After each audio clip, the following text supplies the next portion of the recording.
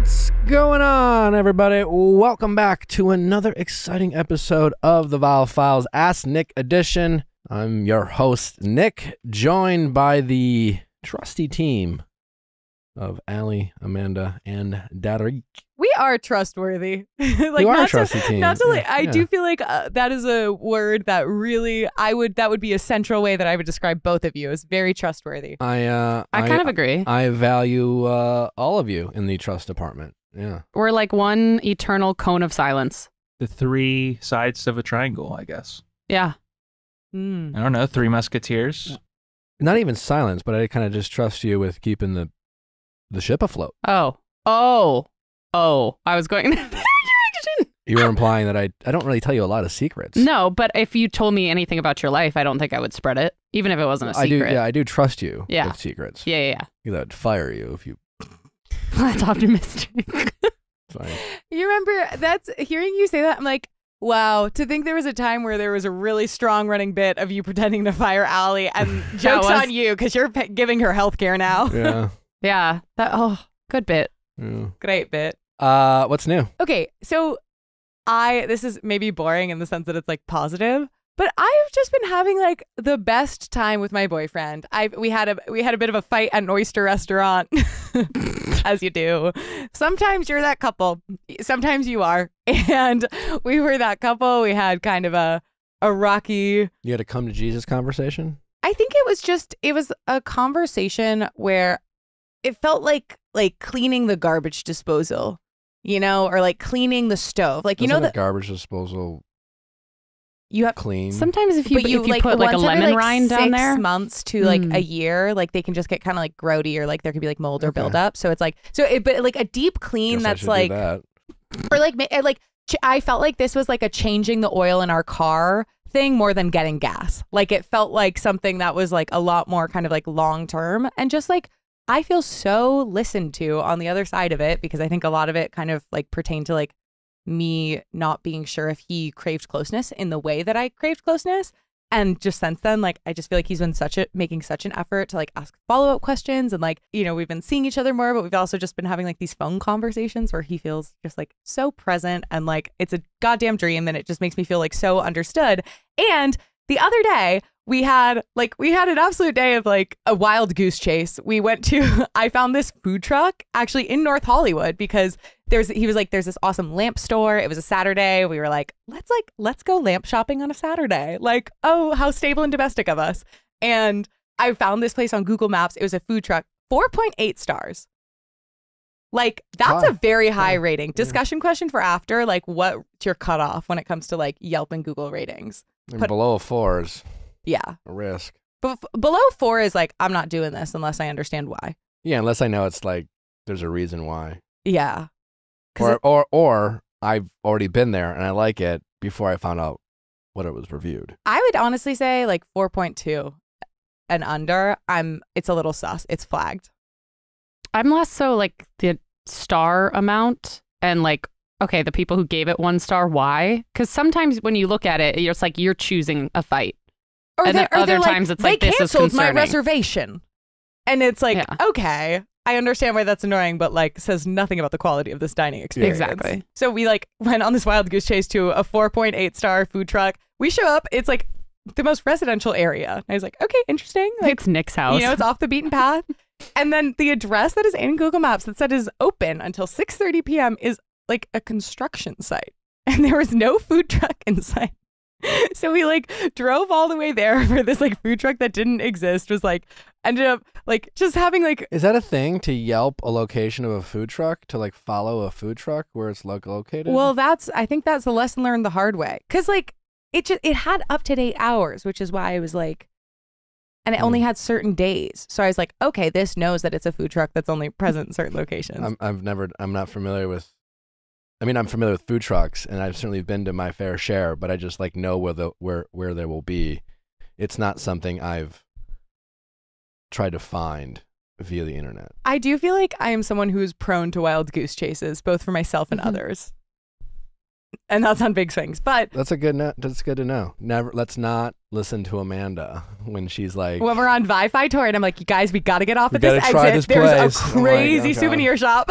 like knowing that deep down she kind of wants to get lost a little bit. Yeah. Or that she's fearless against getting lost and wasting time. But okay, the reason I was saying all this is because like, you know, this epic saga, we end up going to this like bar and restaurant that we go to all the time that is so close to our house for like a brunch like meal at 2 p.m. And we were just playing pool, like having a really nice time. And at one point he like just like looked at me and was like, "You're my best friend." And I was curious, like, what do you guys think of the, like, when you are dating someone, like a romantic partner, viewing them as a best friend? Do you appreciate that comparison? Are you like, no, there's a fundamental difference? Who doesn't appreciate it? But there's some people who's like, no, like, I'm not your best friend. Like, you have a best friend is your best friend. I might like really like you right now. You might be the person I like keep the most updated on my day-to-day life, but like, can your partner ever really be your best friend? I certainly hope so. Yeah, I think so. Yes, absolutely. In my relationship, I would love for my partner, and something I think Nellie and I work towards is, like, I want her to have her friends and her best friends, and, you know, but I want to know her the best. I want her to know me the best. I don't want her to have friendships where she is telling them things she can't tell me, and vice versa. And to me, that's a best friend, someone you really go to with your struggles. And I hope that she has best friends to talk to about things, even our relationship, but I don't want it to be anything she couldn't talk to me about. Mm-hmm. Does that make sense? You know? So yeah, I absolutely hope that my partner is my best friend.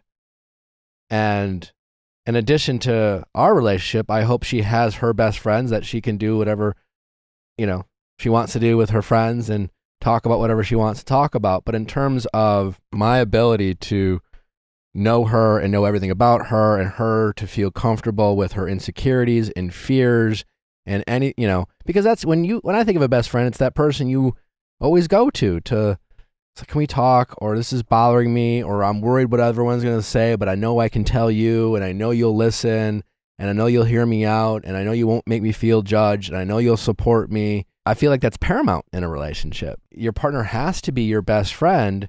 And if you also have a best friend, that's great. But I don't ever want, you know, as an engaged person or in any serious relationship, or certainly married, you know, you and your boyfriend are in a serious relationship, you dated for a year, I'm assuming, right? And so I would feel uncomfortable if my partner, if I knew that there was things that they could tell their friend that they couldn't tell me. So it's like, well, what's stopping you from, am I doing something that's stopping you from feeling comfortable to tell me? Am I not creating a safe space? Are we not creating that safe space? Is that not the expectation we have set?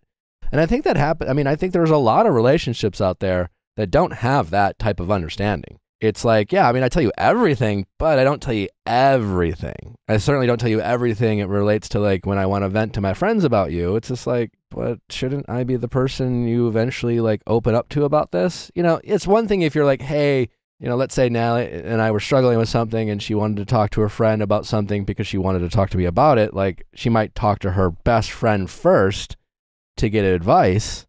And then, you know, or I might talk to a friend, you know, because it's like, oh, how do I approach this? But there's nothing I don't want to tell someone else something that I'm dealing with or something that I want to share.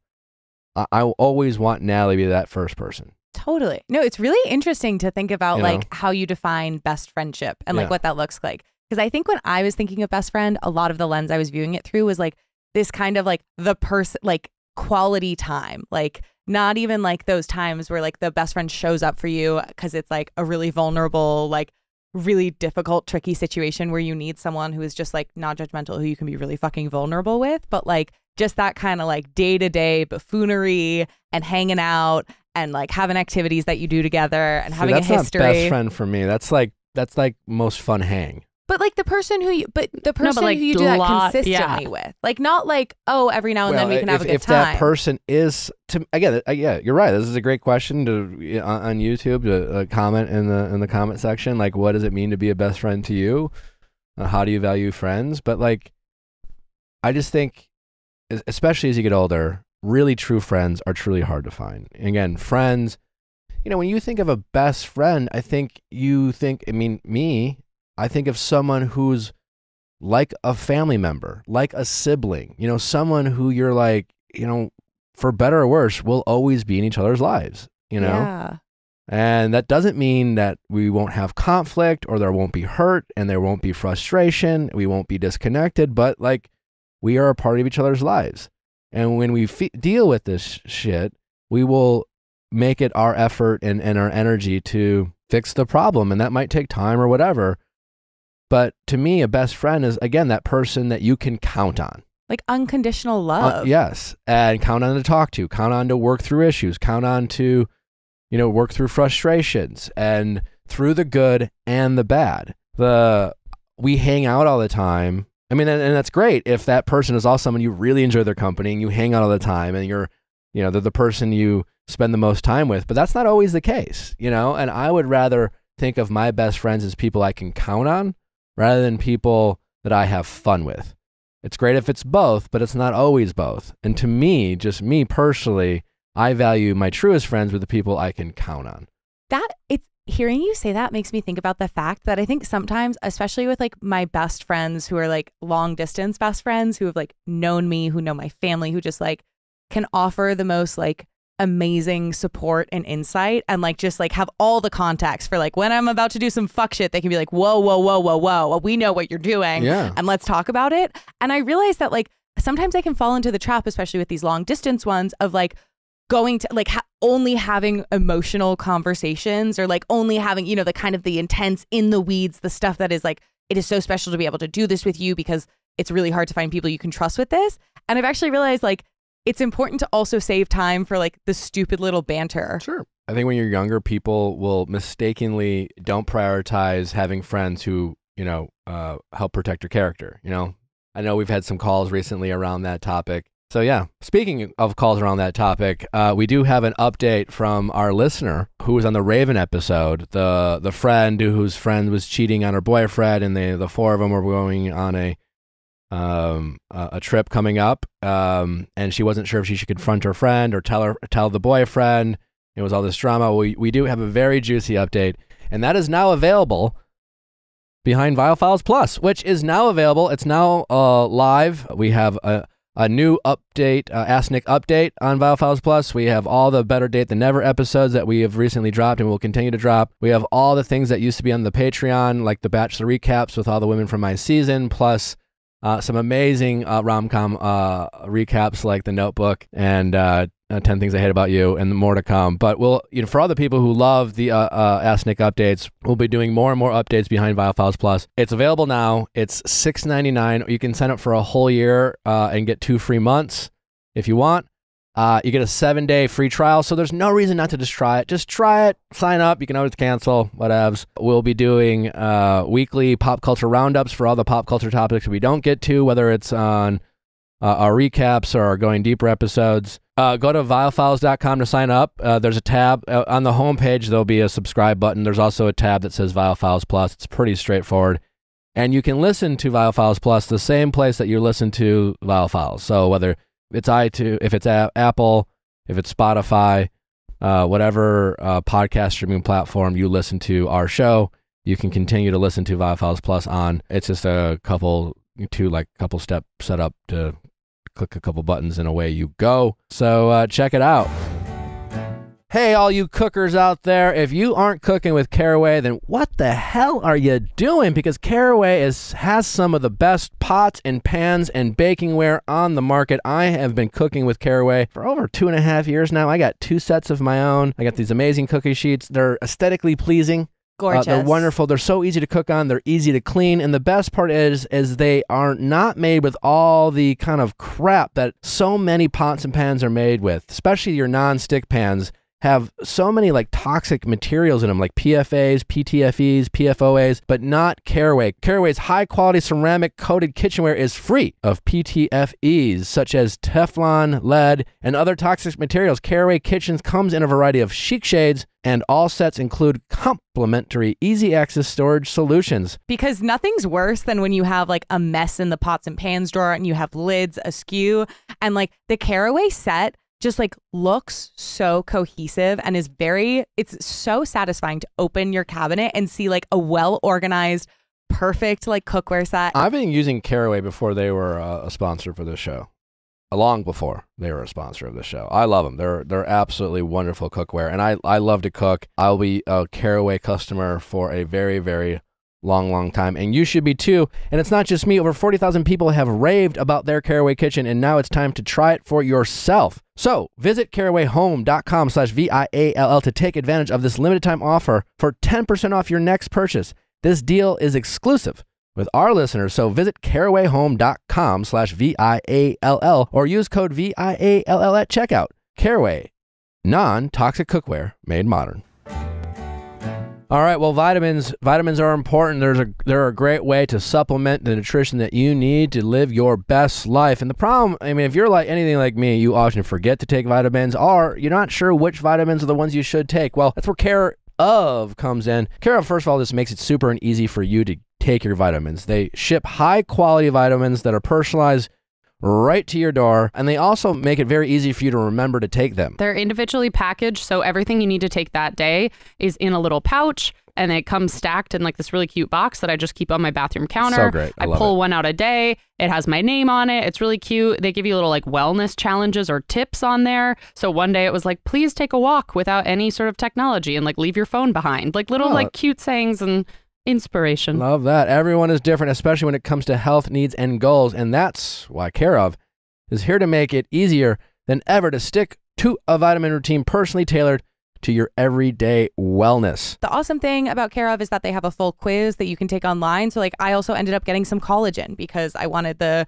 benefits both for like hair, skin, nails, but also cognition. And so their quiz kind of goes through, it makes it really accessible. You just kind of answer questions about your lifestyles. If there's any areas where you're looking for improvements, and it at the end gives you a perfect like recommendation of all the various things they have. Care of makes it a priority to get you the highest quality ingredients and in the most convenient way. For 50% off your first Care of order, 50% off. That's half for anyone who's bad at math. Oh my God. Go to takecareof.com and enter code VIALL50. That is 50% off your first Care of order, and all you have to do is go to takecareof.com and enter code VIALL50. We also have a breakup song of the week. Now, thank you so much to everyone who submits. They're awesome. We have so many to go through. I want to give a special shout out to this one because this is a song that I listened to, saved to my Spotify library, and have been listening to quite a bit over the last few days. It is very catchy and very like, it just hits right. So that song, it's called Bitter by the artist Fletcher. And the person who submitted this said, "Hello, my breakup song of the week is Bitter by Fletcher. My ex-fiance cheated on me with a girl off Tinder, took money from me, and was emotionally abusive. After I moved out, I lived with my mom for a few months and then finally got my own apartment. Music by Fletcher felt so healing to me during that time. I was listening to her a ton last spring as I was restarting in my new life." So the lyric that she highlighted was, "I know she's thinking that she found herself a winner. I know you fucked her on the counter right before you cooked her dinner. Bet you sugarcoat the truth. Bet you're real sweet with her. I know you think about me when you kiss her. I left a taste in your mouth. Can she taste me now? I'm bitter." And she, damn, yeah, it's like fucked your bet the counter right before God. you cooked her dinner. It's a great I gotta one. check out our playlist. Is it slapping? Yeah, it's slapping. And it's slapping. Also, we know we have our breakup song of the week playlist, which we adore and love. But for March Madness, we are going to go in the other direction. We're going to do some love songs. So stay tuned. We are going to be doing our very own bracket. We will have polls in the Instagram story where you can vote for your favorite love songs and see the way they advance. So stay tuned because all the details on how to submit to that will be upcoming. And we're so excited to see all the various songs and which love song will be the champion. And don't forget also on Thursday, another amazing episode of Better Date Than Never live. It's so fun. You got to check it out. Obviously, you're able to listen to it now on Viall Files Plus if you're not available at that time. But if you haven't checked it out, it is a super fun, interactive show. The chat's amazing. Basically, the whole show is this like sex conversations and people telling their stories and us responding to them. But we bring callers up. You get to hang out with us. It's like being in the same room with us. So check it out. Available on the AMP app. It's free to download. Search my name. Subscribe. Super easy and fun. Hope to see you there. Let's get to our callers. Question time with Nick. Let's ask Nick your sexy questions. How's it going?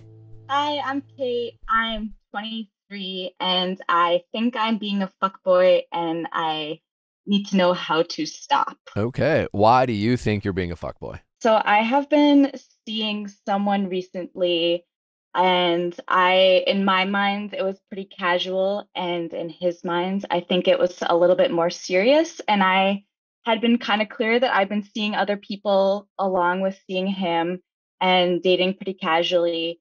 And at some point, a couple weeks ago, he asked if we could be exclusive. And I said, I don't think I want to do that right now. He brought it up again more recently, and it was one of the things where I just not in that mindset right now, which is not normal for me. Normally, I'm very much a relationship person, very dialed in on one person.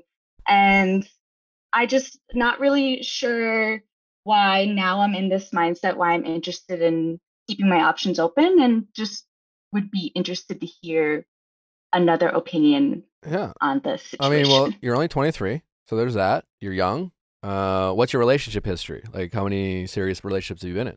I have been in 2 serious relationships. One was 3 years long, from around 16 to 19, and the other was about a year and a half, about 20 to 22-ish. Okay. Yeah, I mean, you're young, you're out there, you're dating. Post-college, are you post-college? Yep. Yeah. Post-college. I feel like post-college in this kind of climate that we're in, or in 2023, is like, it's a whole nother phase of almost like childhood in a way. I don't necessarily think that's just a good trying thing. to explore, figure yeah, I things mean, like on out. some level, I think we have just gotten we have lowered our expectations of ourselves or of adulthood. I mean, whether good or bad, it is what it is. For better or for worse, when we get out of college, we don't know what we want to do, and we give ourselves the freedom to try new things. And listen, that's fine. That's okay, right? I think the big thing is recognizing what you want, right?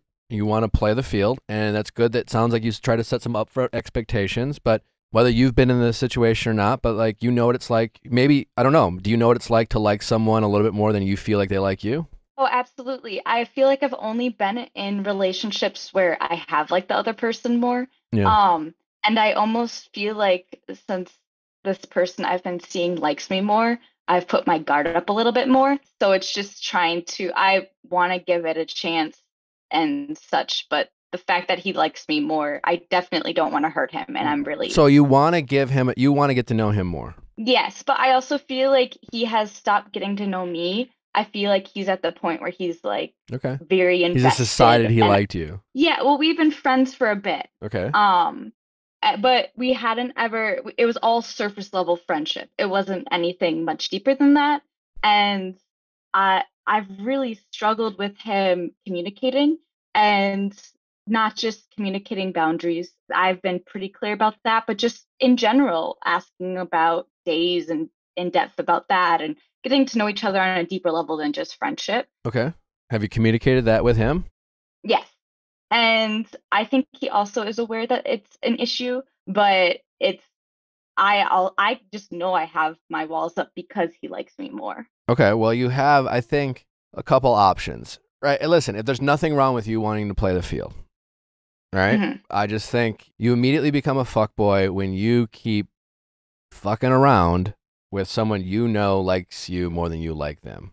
Because there's an unequal power dynamic, things like that. And so you know that he likes you more than you like them. If you want to keep dating around, if you want to not be a fuckboy, I think you have to stop fucking around with him, But you're also saying you want to keep dating him a little bit. And so that's where like the fuckboy doesn't want to make tough choices. The fuckboy wants to have their cake and eat it too, so to speak, right? Which is what you want to do. You want to keep getting to know him, but not necessarily commit to him because you're not sure about him. And in the meantime, while you get to know him, you want to be open to saying yes to whatever might come. Reasonable.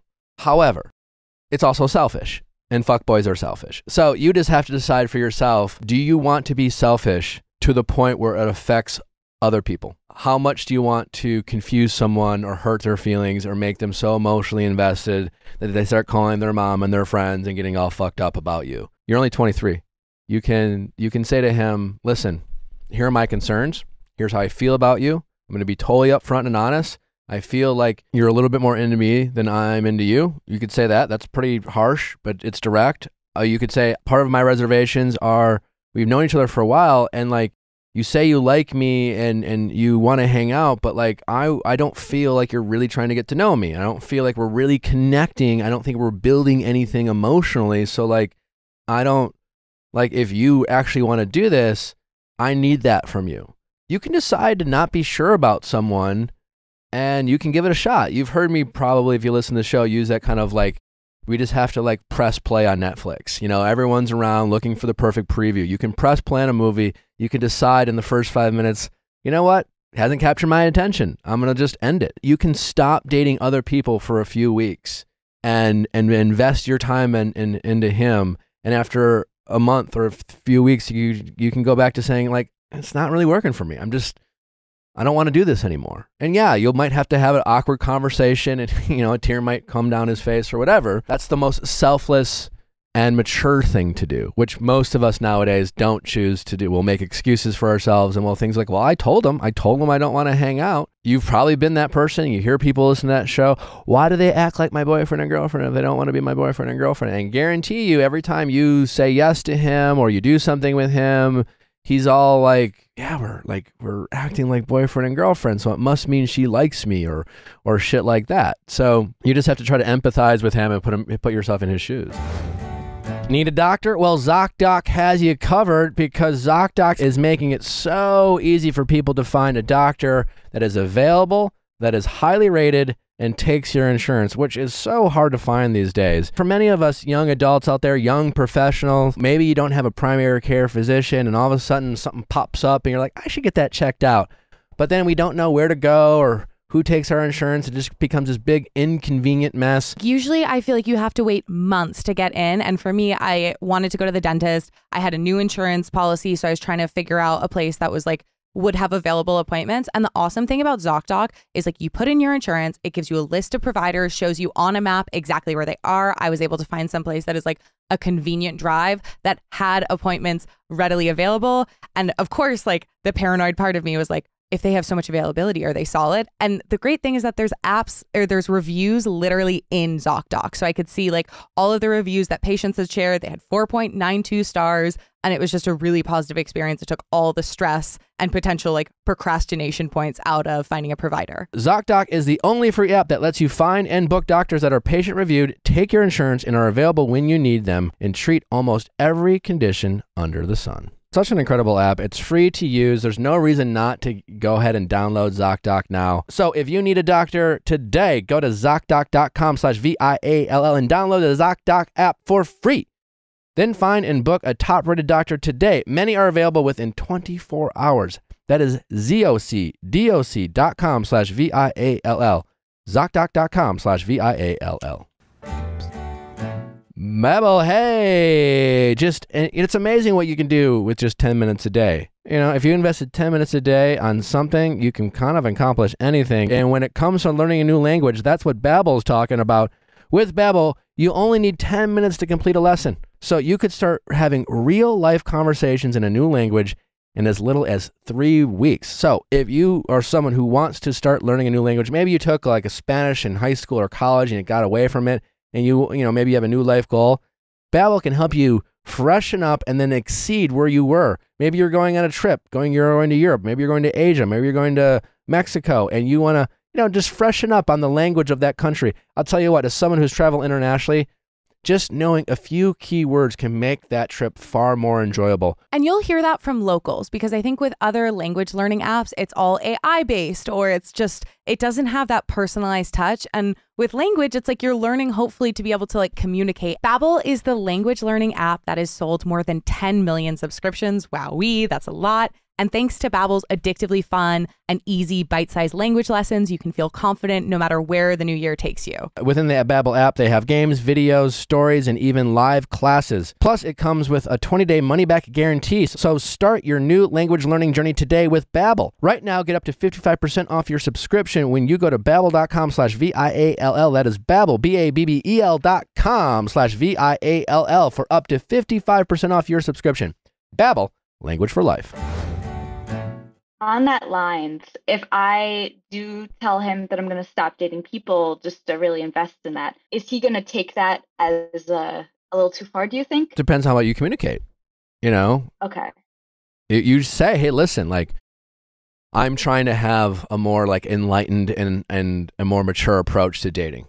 And so I think you could just say, in general, I think two people can commit to getting to know each other without taking the moment for granted. I don't want to play house with you. I don't want to plan a future with you. And I don't even know if I'm ready for a honeymoon phase with you. I just like know I care about you and like you, and I see potential with us. And I like how you make me feel about me because I know you like me. And so I'm willing to explore that. But what I need from you is X, Y, or Z. And just be upfront what you need to grow, because you're not saying yes to not seeing other people because you're obsessed or infatuated with him. You're saying that you want to focus on this relationship because you are unsure. But what you want to do for yourself, for the relationship, and for him is to not waste anyone's time. And the easiest way and most efficient way of not wasting others' time is to focus your energy when it comes to dating and relationships on a singular thing. Because you can just say, all right, well, it's distracting to, you start comparing or whatever. And it's just like, what am I comparing? What am I comparing? How I feel, like all these different variables, like, comparing dates doesn't really help you figure out what's best for you, because you never really know how you might be triggered, or what, is it like the sex, or is it physical attraction? How they make you feel emotionally? Is it how they communicate? Like, and then all of a sudden you're just like trying to piecemeal a boyfriend together. It gets real, and that's when you really are a fuckboy, because fuckboys will do shit like that. So you just have to stay grounded and be disciplined and say to yourself, all right, I'm going to give this a few weeks and see where it goes. And then I'm going to check in with myself a few weeks later.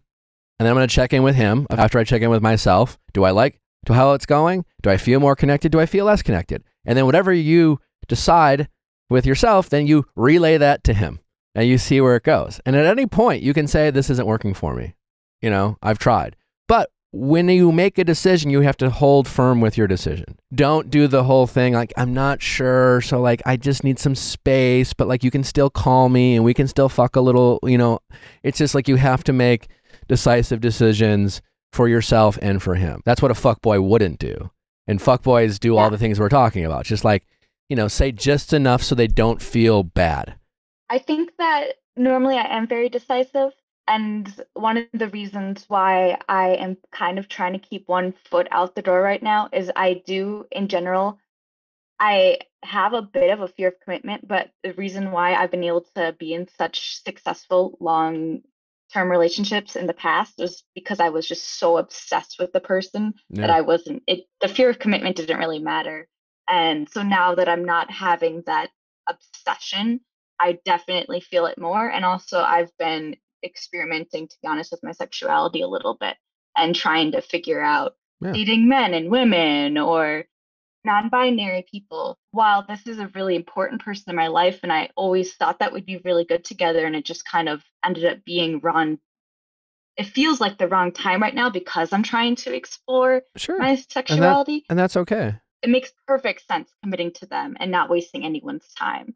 But I'm just curious too, because normally I feel like people who call in are on the other side of right person, wrong time. And I'm just curious on your thoughts where I think it could be the right person, but it doesn't feel like it's the right time. But maybe it's just not the right person. Yeah, maybe he's a really good option. And maybe in the future he will be the right person. But like right person, wrong time just means they're just not the right person in my book. That's just because you don't know what time is going to bring the situation. You're exploring things right now, right? So part of exploring is finding out who you are and what you like, and your perspective might completely change on what you value in a partner. And right now your values are one way. And as you go through this kind of exploratory period of your life, those values might change or they might not. And he might change, you know, almost you are both going to change over time. So instead of obsessing over like, well, if I don't do this now, I might miss out. Well, you're not going to miss out on anything. You're both going to change on some level. And if you realize the way you change never brings you together, then that's your answer. You don't need to sit there and feel down on yourself. And you got to remember that life is long type of thing.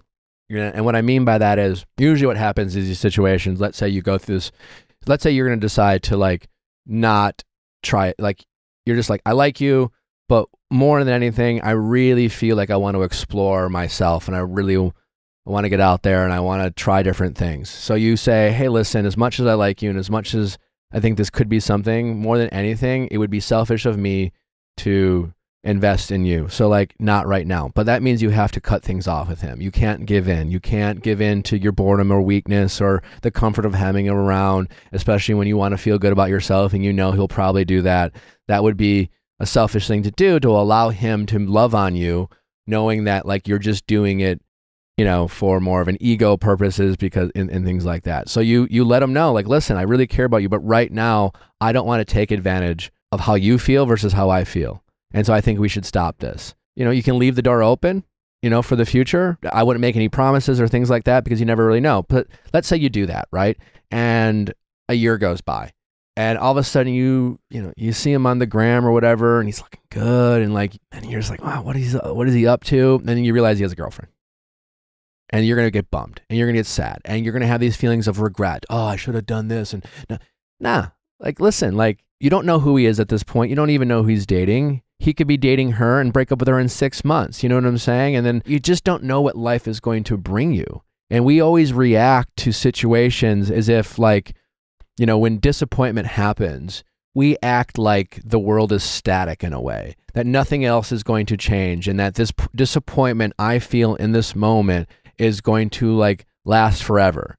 But the truth is like, he's going to keep changing. She's going to keep changing. You're going to keep changing. And that change might eventually bring you guys back together 2 years from now or never again. But I'm certain that whatever happens, most likely over time, you're not going to be sitting here being like, yeah, he's the one who got away. You know, like you're just not going to have that much regret about this guy because the time that passes and the way things just play out will give you the answers that you need to move on. You know what I'm saying? Like, and unless you decide to really beat yourself up and you're having some sort of pity party, like anyone can make themselves feel real bad about a situation. You know what I'm saying? If you were like, I'm in my feels and I just want to make myself feel worse, I'm going to keep telling myself that I'll never find a guy like him and he was the one and I really fucked up a year ago and blah, blah, blah. But like, that's just not true. You can convince ourselves of that, but it's just not true. And I just think we just have to be open to the possibility that life happens, feelings come and go, situations change, and when it feels truly right, that means we'll want to do something about it and we will want to make those sacrifices and make those priorities. And it won't feel like a big kind of compromise and it won't feel like you're really giving up a part of who you are or things that you really need to do to like, you know, be the best version of yourself to whoever it is you want to love on. You know what I'm saying? So I think some of these fears that you have are temporary fears. And I think it sounds to me like deep down, you know what you want to do. You're just afraid of what, you're afraid of what it might cost you. A really good guy and some potential. I just think that really good guy and that potential will be available to you if it needs to be.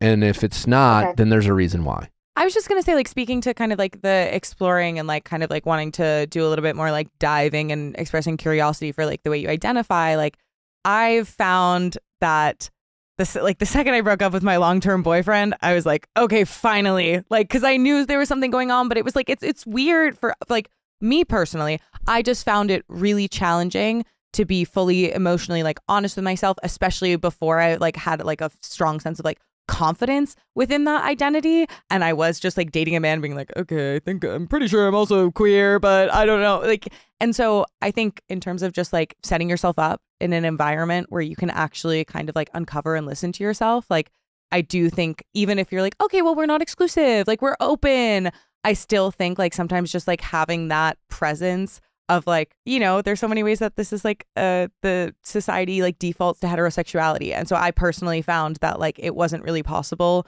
to fully explore queerness while in the context of a relationship, not even necessarily to find one that was heterosexual. And then the other thing I would throw out there as just like something that I learned was when I was like casually hooking up with someone when I first moved to LA and was sort of like, like I also would like to date more women, etc. He at the time was like, oh yeah, I'm okay with you hooking up with girls. Like we were exclusive, but he was like, you can hook up with women.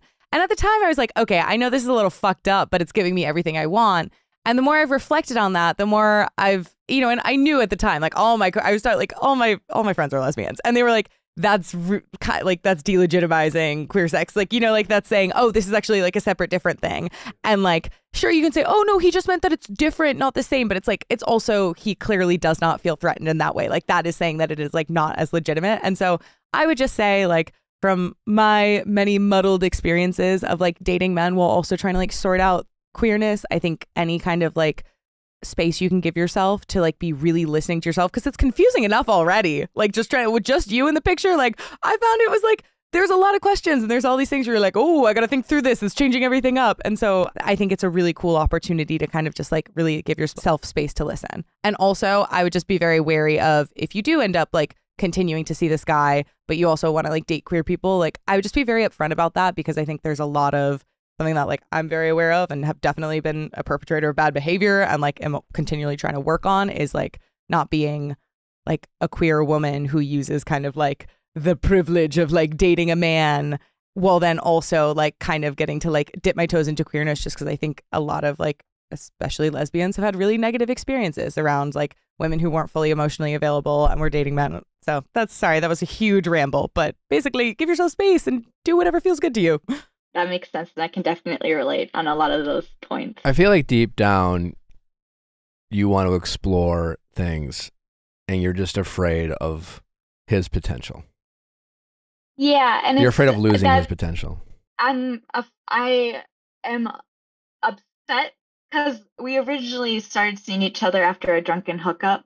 And so I wouldn't have originally explored this relation. I wouldn't have let this blossom into what it was at this time if I wasn't drunk.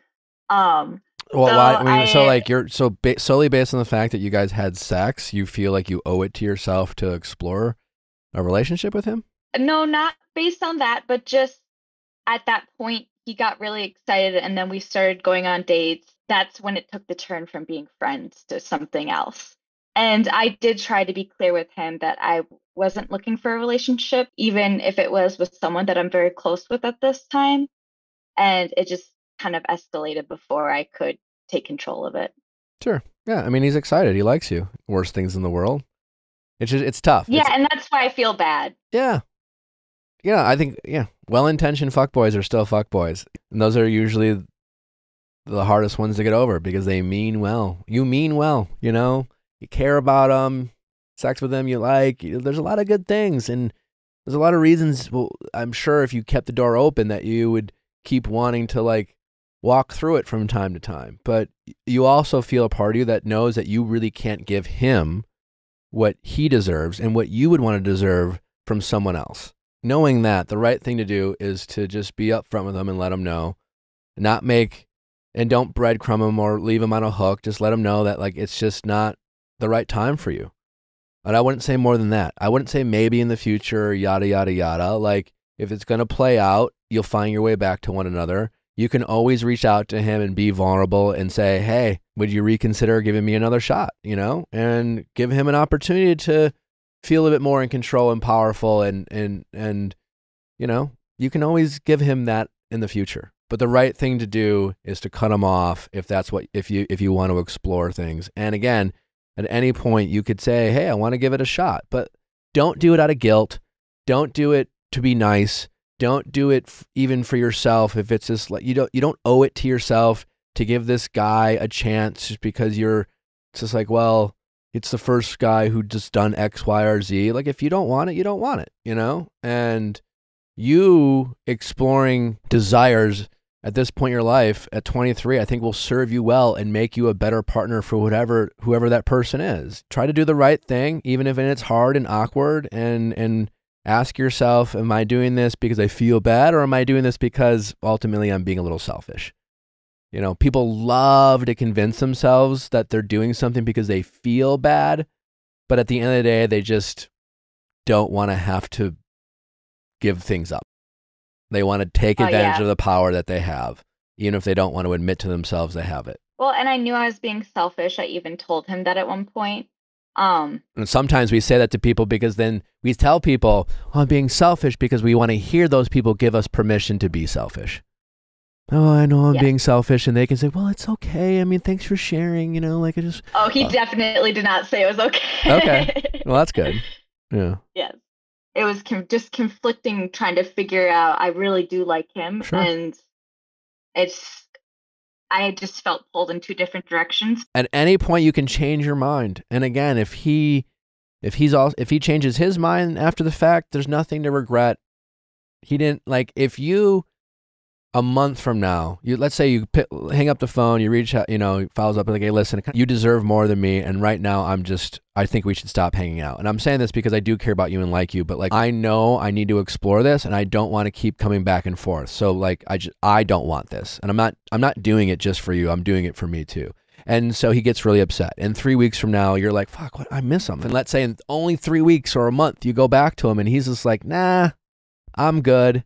Well, that's, again, he didn't like you. It's, you know what I'm saying? Like he's still exploring how he feels about you, and his feelings, regardless of what you do, can still drastically change. And so it doesn't do us any good to sit there and rewrite history or beat ourselves up because, you know, like if in a month he's moved on from you, then he definitely didn't like you enough today. If he was calling in right now, what would you tell him? Well, I mean, it also depends on how much about what you're saying I would know. But if he was just like, I really like this girl, I put myself out there, I try to define the relationship, but like I would just tell him to like stop it, you know, don't accept less than what you think you deserve. You know, I would tell him to like make it clear that you really want to explore it. I would say the same thing, like, hey, you can try it out, you can always change your mind, but like, don't make excuses for her. Don't give in to boredom. Don't give in to like, you know, making yourself available to her at her convenience isn't going to get her to like you or respect you. It will just get you some, like, a little bit more sex, and you'll feel a little less bored. It won't make her want to invest more in you, is some version of that, I would say to him. Well, good luck. I think you all need it. We definitely would like an update from you in a couple weeks, even if that update is simply just no real update. Hey, you know, I cut things off, or I didn't cut things off. I really want an update on what your next conversation with him is. And we would love to follow your journey if you would be so kind. I'll do my best, yes. All right. Thanks for your time. How's it going? Good. How are you? William, and I'm 44. How can we help, William? My current girlfriend's ex-husband is dating my ex-girlfriend. And I'm still technically married, and there are kids involved, and there's a lot of mess to it. Okay. Very convoluted. All right.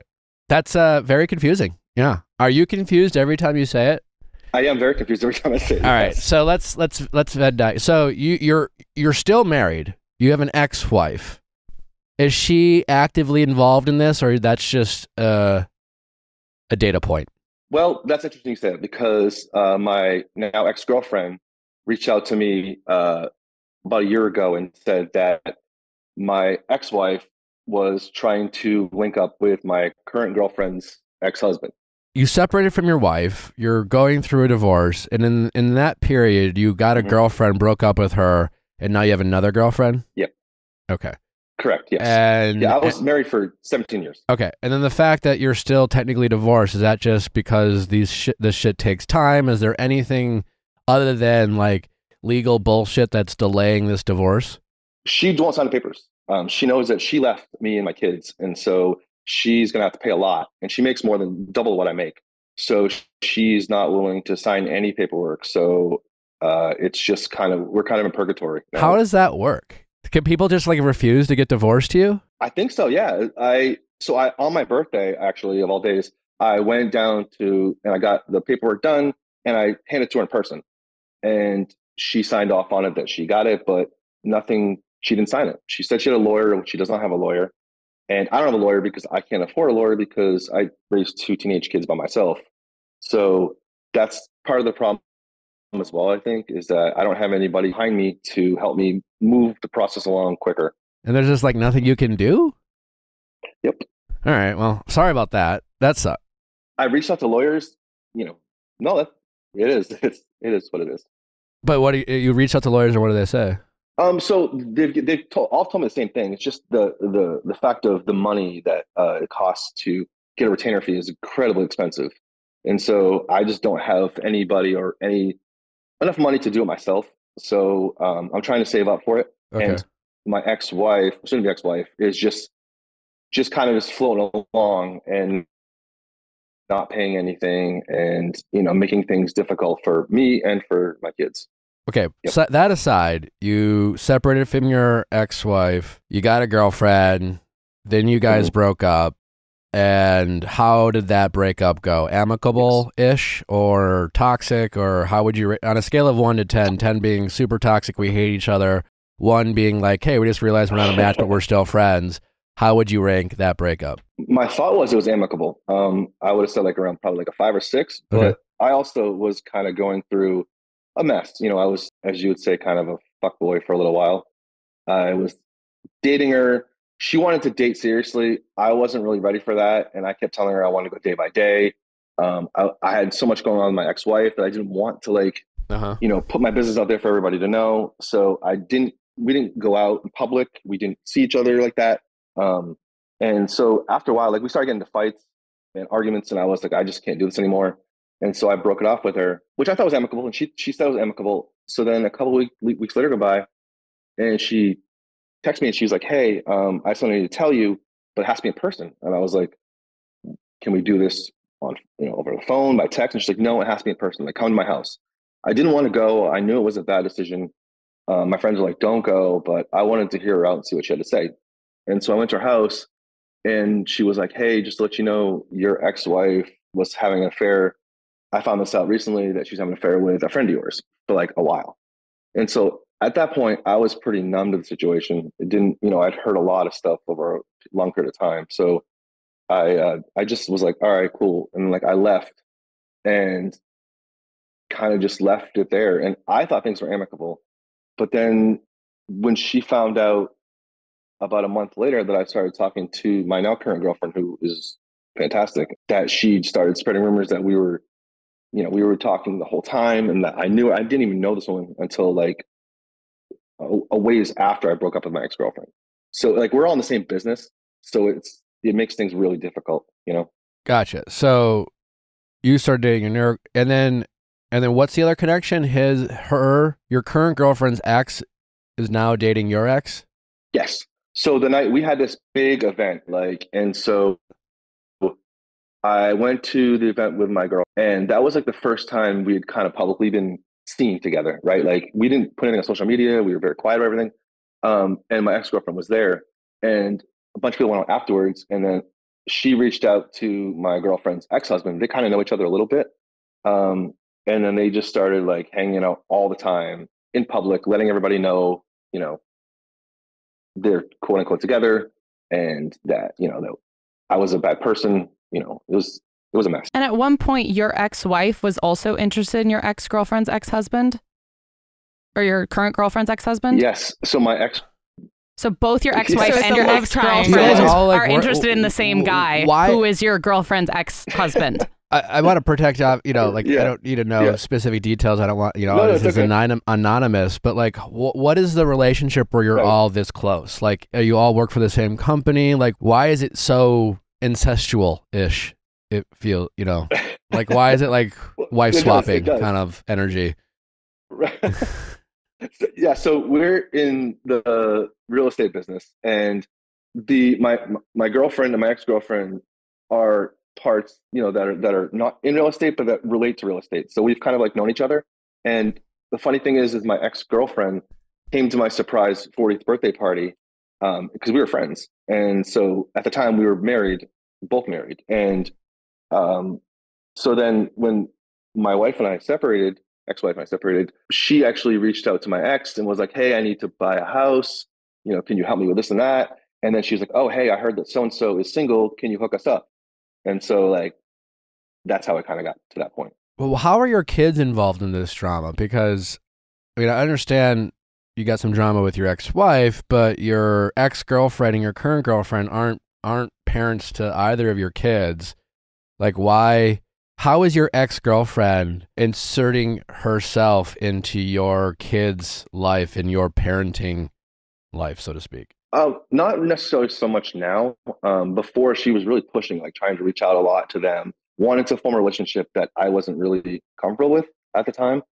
So now there's no communication with them at all. Like there's nothing, like she's not causing any problem with my kids right now. She's causing problems with my girlfriend's kids. And then how so? I feel like it's like my fault. Just bringing her kids around them and like they're meeting up at places. I know it sounds really stupid, but like they're meeting up and trying to force the kids together. So then when the kids come back home, they're really upset about it. And, I feel bad because I feel like it's kind of my fault, because if I didn't date her per se, then these people wouldn't be involved. I know it probably would be somebody else, but I feel like it's my fault. Well, I don't know all the details. It's not really your fault if you're just trying to date. I just find in situations like this, I think we all just love drama a little bit more than we like to admit. And my guess is that everyone is playing a role in this drama. And I think everyone's not doing their best to just kind of walk away from the drama. Because even if you're responding to the drama, you're a part of the drama. And I think if you and your current girlfriend really want to, if you're really just thinking when it's just the two of you, hey, this is a good thing here. Like, we like each other. There's a lot of potential here. We both have a past. Your current girlfriend has an ex-husband as well, yes? Yes. Yeah. So you both come with some quote-unquote baggage. It can get messy. Feelings can be complicated. You have a tight community. A lot of people know each other. So you could sit down with her, because right now, as far as you're concerned, your only real priority is your current girlfriend. I understand that you have shit to deal with your ex-wife, and, obviously that's a priority to figure out how you can finalize a divorce. But in terms of your current dating life, your only priority is your current girlfriend.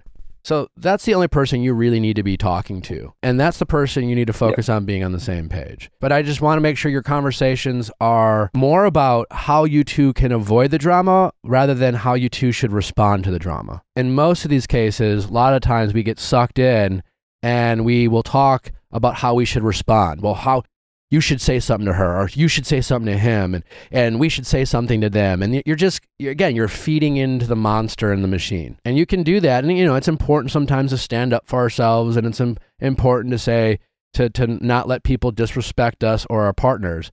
But you got to ask yourself, is it really moving the needle? Do I really need to bring this up? And I think if you and your current girlfriend sat down and said, like, hey, we got a good thing here. We like where it's going. Let's just not feed into it. Let's not respond. Let's just go out of our way to avoid these people as much as possible. It won't always be possible because we're connected within our community.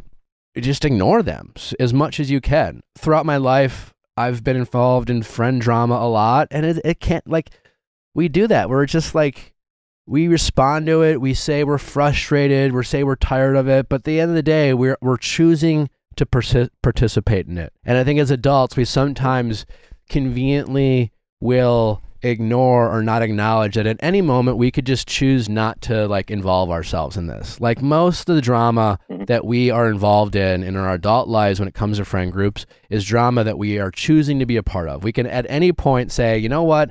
I don't need this. I don't need to be involved. I am focused on what matters. I'm going to focus on my job or my kids or my wife or my girlfriend. And I don't need to respond to this. I don't need to quote unquote stand up for myself, and I don't need to be offended. It's not I don't need to respond because of the principle of things. We come up with all these excuses of why we should insert ourselves in drama, and I think we can always choose to not be involved. And I just wonder if you and your current girlfriend just kind of make a pact of how can we again not be involved, as opposed to having conversations about how to react. And then, you know, it's natural to want to, you'll be frustrated, so it's going to come up. And then you should ask each other, you know, how we should support each other. So when it does come up, we'll remind the other person to like not, you know, like, hey, babe, we're challenging each other not to talk about them. We're challenging each other not to like go down rabbit holes, because we could do that, right? Sometimes it's fun to talk shit about people. So you go out with your partner, you go out to dinner, and you spend the next 15 or 20 minutes just venting with each other about how much you think what Sally did is fucked up. And then you had a whole nice meal of agreeing with your partner, but all you really did is just talk shit about someone and get emotionally invested in drama that's not like advancing your relationship. You're just like bonding over a mutual like disdain for someone else. And I think that only goes so far. I think we don't give ourselves enough credit to like not be involved in drama. Yeah, that makes sense. We don't actually like feed into it. Like, so a lot of times like her kids will come home and like just say things that they're hearing from their father, and we don't respond to it. Like, not me, I'm not saying me, like she doesn't respond to it because I'm not in that position. It's not my kids. She doesn't respond to it. And it just caused, which I think is good. And we have that conversation a lot of like, hey, you don't respond. It's not worth it. Like, you know, kind of let it go. And I think we bounce off each other really well with that. So Sure. That helps a lot. Like that we both understand the situation, but we're also mature enough to say, listen, we don't need to respond to that. And they're just trying to push buttons and we don't need that. Do you have any relationship with him? No, I don't have a relationship with him. No. I mean, I've seen him around, but we don't talk or anything. How recent is their separation? No issues with him. Yeah. You know, I mean, they've been separated for about a year. Is she not on good terms with her Mine's ex? been about a year and a half. They are not on good terms, no. No. Why? Very similar to like my situation. We're both basically raising kids by ourselves. They're not helping support anything. They're just kind of go on. Basically, they didn't want to be married anymore, and they wanted to live that free lifestyle. I'm not having responsibilities. Sure. And so I'm here with my teenage kids, you know, being a full-time parent, trying to work, trying to maintain a relationship, you know, and not really getting any help. What are some of the things her kids are saying? Not anything really negative per se about my girlfriend. It's more of like, they want us to come over. We don't want to go over. The dad knows it. They get there. It's awkward. My ex-girlfriend's kids are younger and they're out of control. So they're kind of violent. And it's just a really bad situation. And that was the reason why I broke it off. Part of the reasons why I broke it off with my ex was because I didn't like what I thought the future was going to be with her. And then with her situation with her children was like, I can't do this, you know, with her anymore. How she parented her kids? Yeah, the way she parents her kids, yes. Gotcha. And like they scream at her, they yell at her, they hit her, they swear to her. They're little kids, and they should not be doing that. Your ex-girlfriend has kids. Your current girlfriend has kids. You have kids. And right now, your ex-girlfriend and her kids are sometimes interacting with your current girlfriend's kids because she's dating your current girlfriend's ex-husband. Yes. And how old are her kids? Your current girlfriend's I will say, kids. like, my relationship with my girlfriend is great. That's good. Yeah. They are 13 and 10, and we actually get along great. Like, my kids love my girlfriend, and her kids love me. Like, we get along really, really well. I think that the other side sees that and is trying to force it on everybody, and it's not really working because they're forcing it, and it's not natural, I think. Yeah, I mean, listen, all you can do, like, some of this, some of this you can't avoid, right? I mean, some of it is just like, I think you and your current girlfriend just have to do your very best to be the bigger person. And when it comes to your kids and her kids, I think you just kind of have to have like high-level conversations about leading with love and not saying anything if you don't have anything nice to say, like some of those basic lessons. And when they come home and start spreading gossip and drama, you know, they're just kids, so that they don't realize that. But maybe it's just an opportunity to talk about, hey, like, we're just, you know, if you have a story about like kindness and love, like, that's good to share. But like, if you're just kind of talking crap, maybe we don't need to have that conversation. Obviously, you want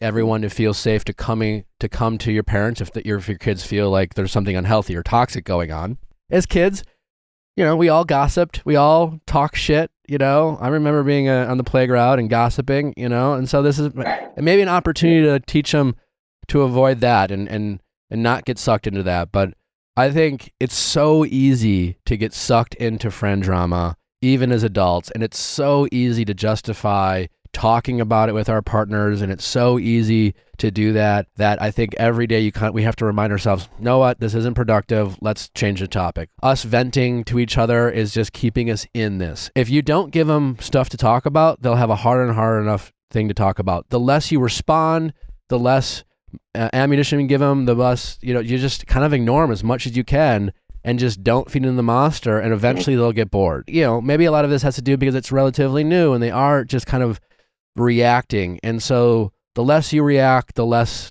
they'll have to react to. And the more you give into what they're doing, the more they'll be able to react to the things that you're reacting to, type of thing. So it's really just about, sounds like in your case, since there's a lot of like interchanging pieces that you can't control, all you can do is constantly just avoid. And I think eventually it will die down, and eventually people's kind of anger and frustrations, they'll just get bored because they're not getting the reactions they want, et cetera, et cetera, et cetera.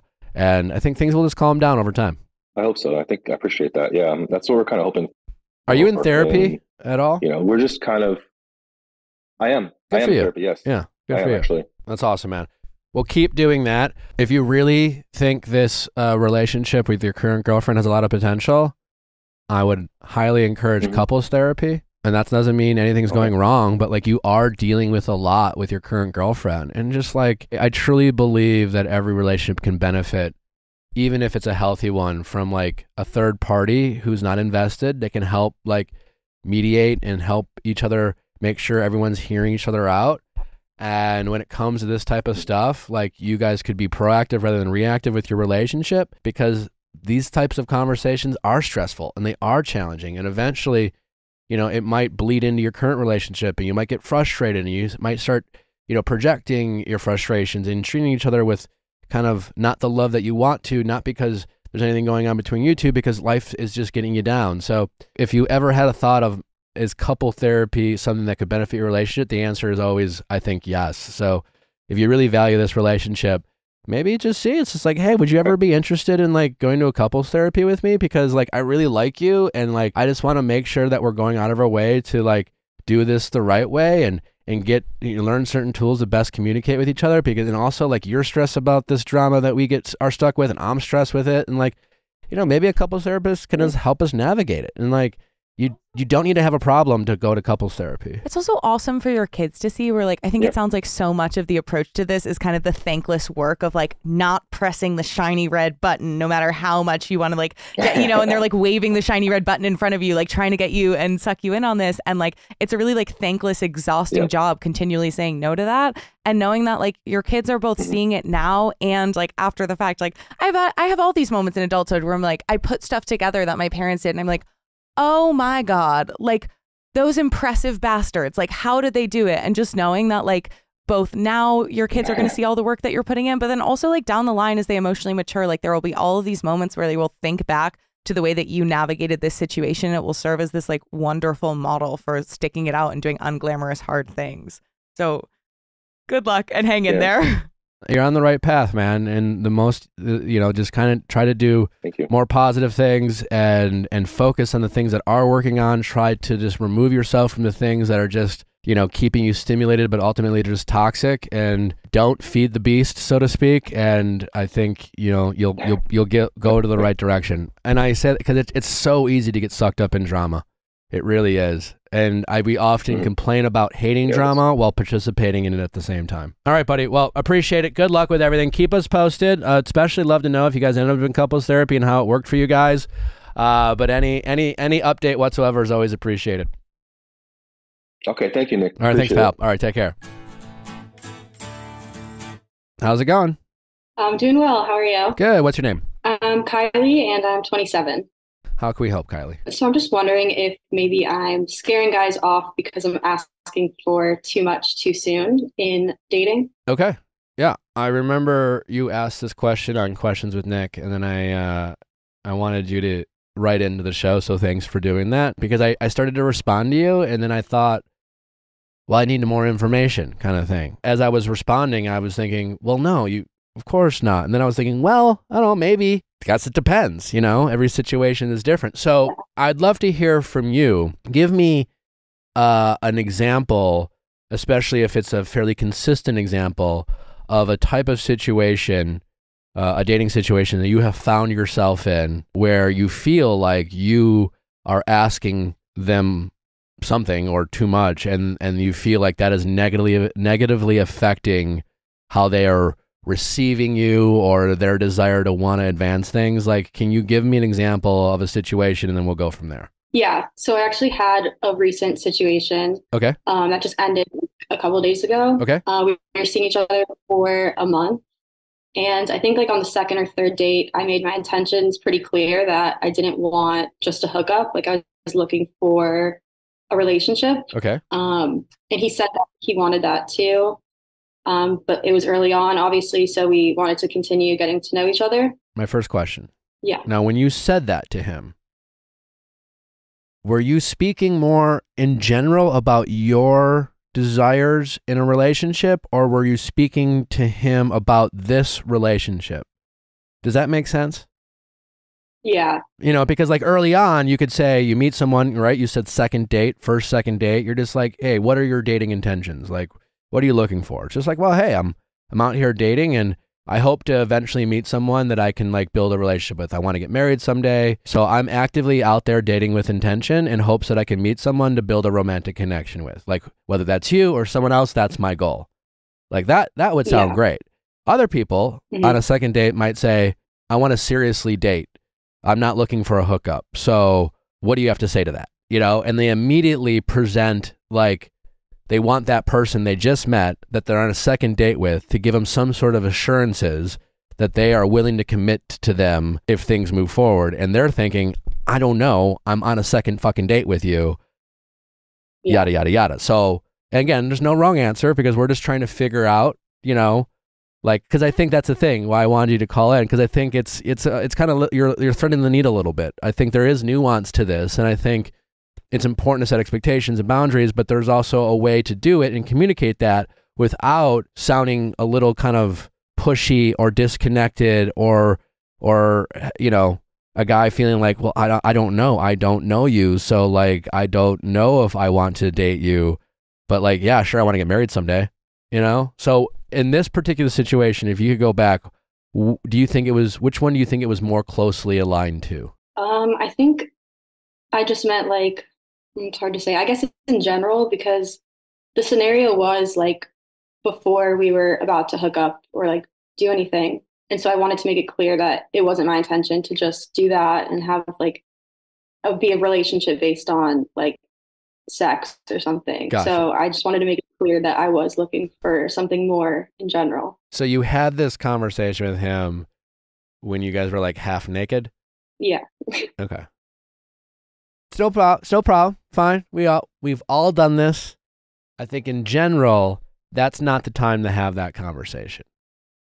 Yeah. You know? And I know it's awkward, and I know society hasn't created an environment for women to feel comfortable to have these types of conversations early on.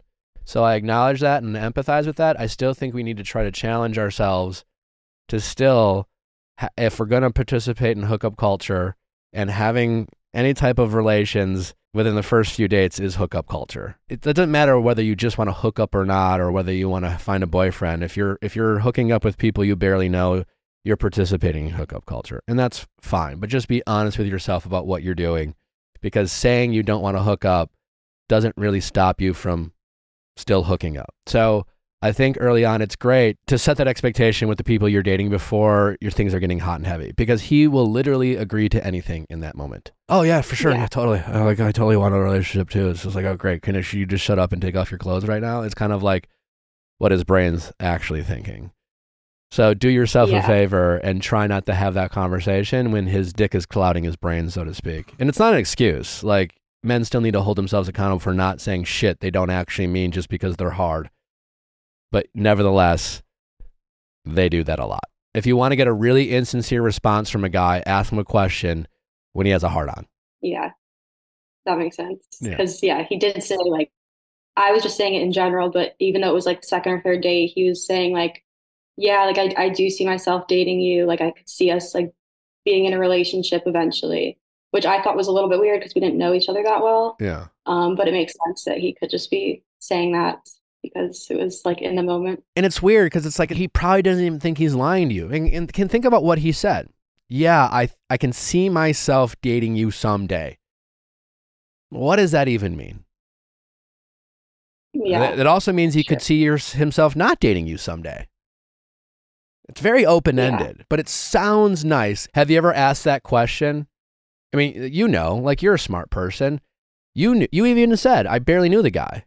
And we're like half naked. We're about to hook up. And so you said to him right before you're about to like round, you know, second and go to third or whatever base you were going for. You said that because, again, society judges women unfairly for hooking up or quote unquote being promiscuous. And I think sometimes the only reason we say this in that heat of the moment is because I don't want him to think I'm being slutty or I'm being promiscuous. And if I let him know right now that I really want a boyfriend and not just a hookup, then he won't see me as someone who's just sleeping around. You know, and I don't know if there's any of that energy that's kind of you're projecting. Again, all he really wants to do is hook up with you anyway. So he's not even thinking about whether, you know, why you hooked up with him or what your intentions are. He might think about that after the fact. So again, in the heat of the moment, that's not the time to have these kinds of conversations. In terms of intentions around what they want for themselves in the future or what type of emotional connection they're interested in committing to or building with you, like that's not what they're thinking about when they are hot and heavy, so to speak. Yeah, that makes sense. I guess like the other thing is in the first month of dating, it's hard to tell sometimes what their intentions are. I mean, I guess maybe they don't know in the first month. It's probably more that. When you're dating these guys, are you usually, if you like a guy and you're on a second or third date, are you usually hooking up on some level? I feel like, yeah. Okay. Usually, it's usually them initiating it, but sure. Yeah. Yeah. And again, I've had some fun, you know, I've been a fuckboy, you know, you can be a fuckboy too. I'm just saying these conversations that you want to have with these men about like what your expectations and what you really want for a relationship, I think it's also important to have with yourself. Right. And I think if you're more of in a season of, I'm tired of, you know, these kind of casual hookups and I'm tired of getting invested emotionally with these guys I barely know and getting excited only to be disappointed. I want to date. I want to date with intention. I want to get to know someone. I want to meet someone I really like and then get to know them and build a connection. It might serve you well just to slow it down sexually early on because sex can confuse both parties. It's a very powerful thing. It gets a lot of emotions going. It complicates things. It just does. You know, we can be sex positive and still respect the power of sex at the same time. You know, you have the right to do it. You have the right to do it without judgment, but it still doesn't stop it from impacting your relationships with the people that you're having sex with. So yeah, maybe in the first month when guys are very easily confused by their own emotions and their horniness and their kind of saying whatever, you know, take the sex off the table. No rounding second, you know, heavy makeouts, some light petting, and a guy who really likes you, a guy who's really connecting with you, he'll wait. He will. He just will. You know, I don't care how sexual he is. I don't care how much sex he's had before. If he likes you, he will wait. Certainly a few weeks, a month, you know.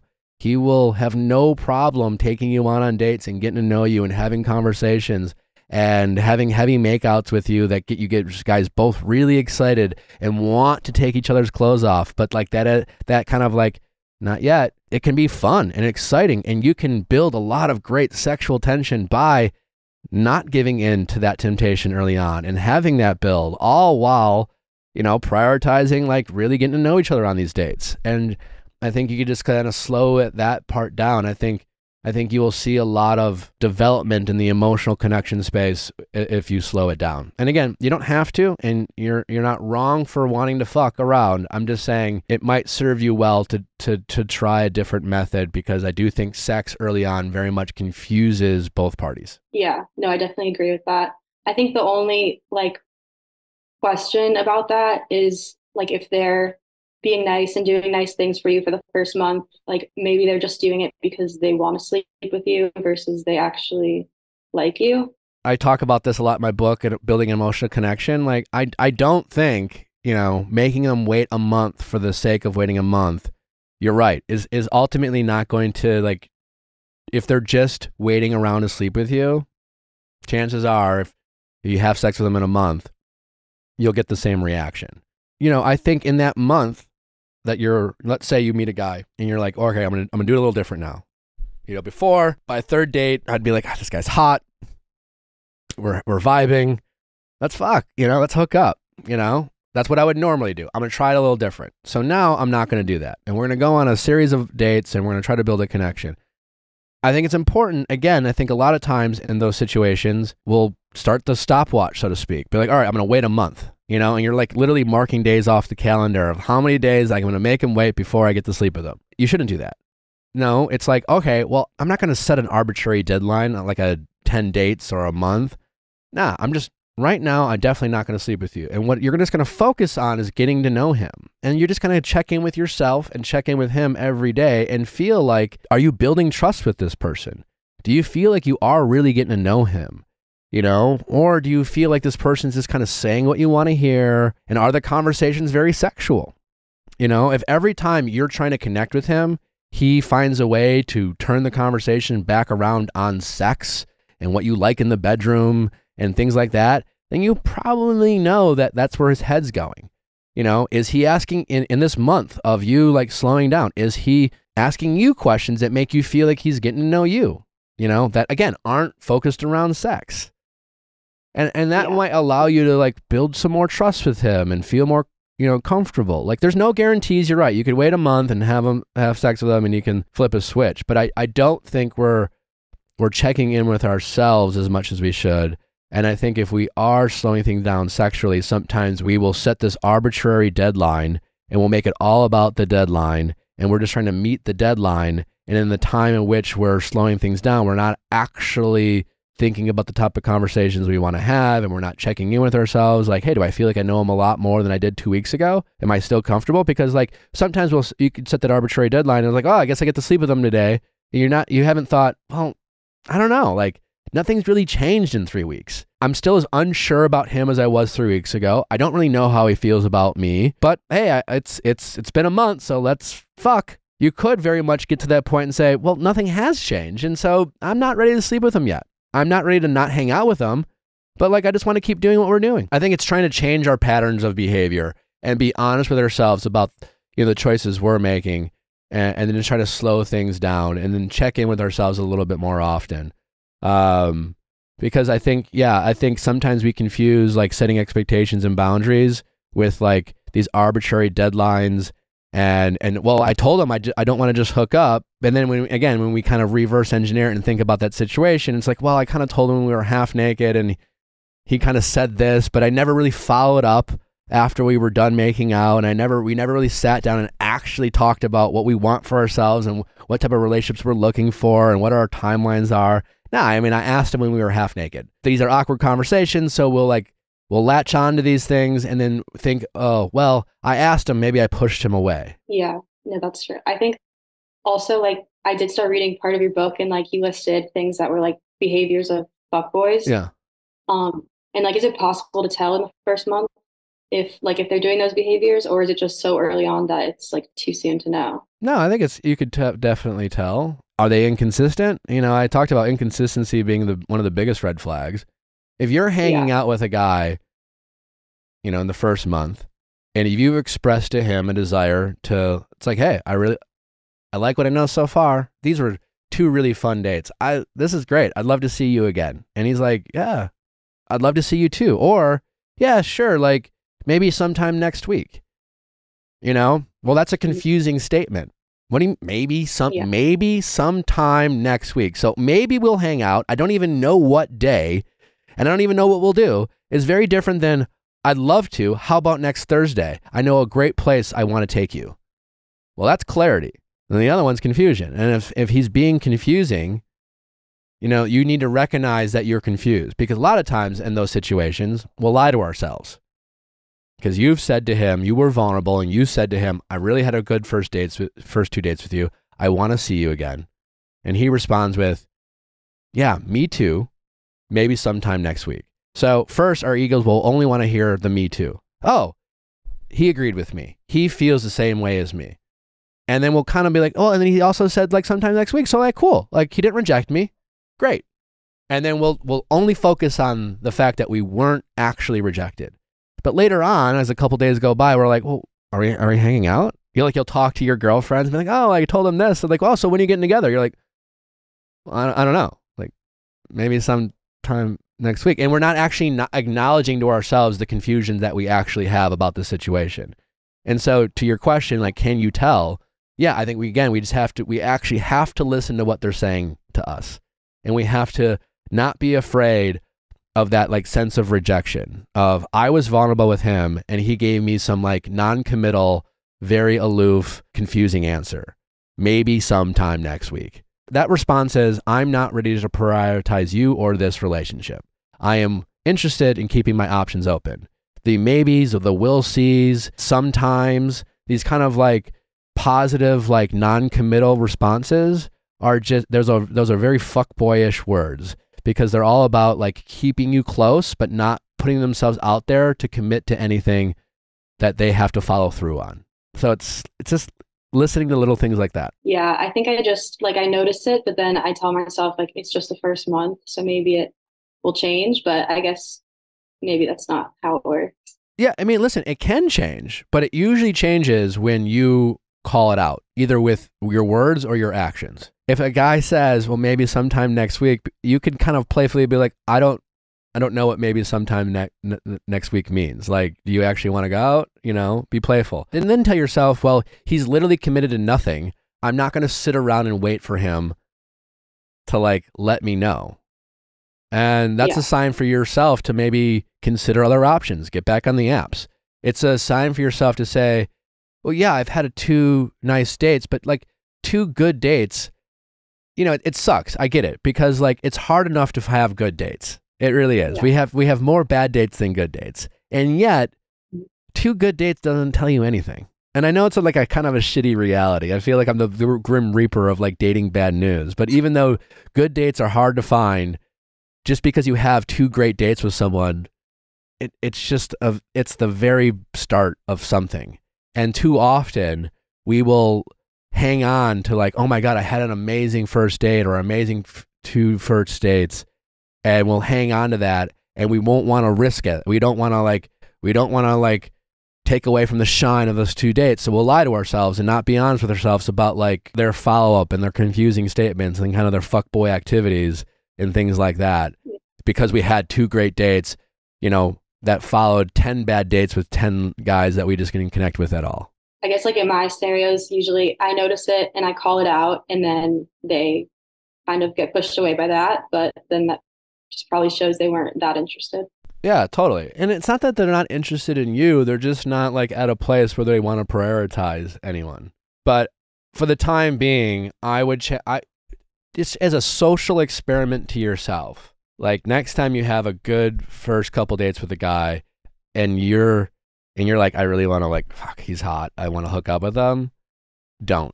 And you can tell him that honestly, like I want you, but like right now, like I want to get to know you even more.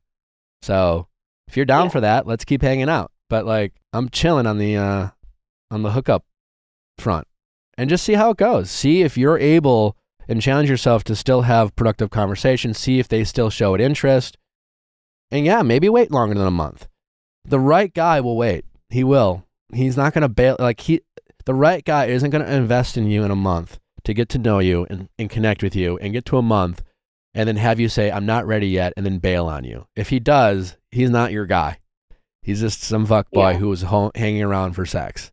So I hope, and I know like society doesn't like make it easy, but I hope for you and all the women listening just to not ever feel bad about not having sex because you're afraid he won't like you or afraid, you know, like those are just guys who aren't interested in making you a priority. Like there are a lot of great guys out there. Even the fuckboys, for the right person, will be a softie and a compassionate, understanding, patient king, you know, with the right person.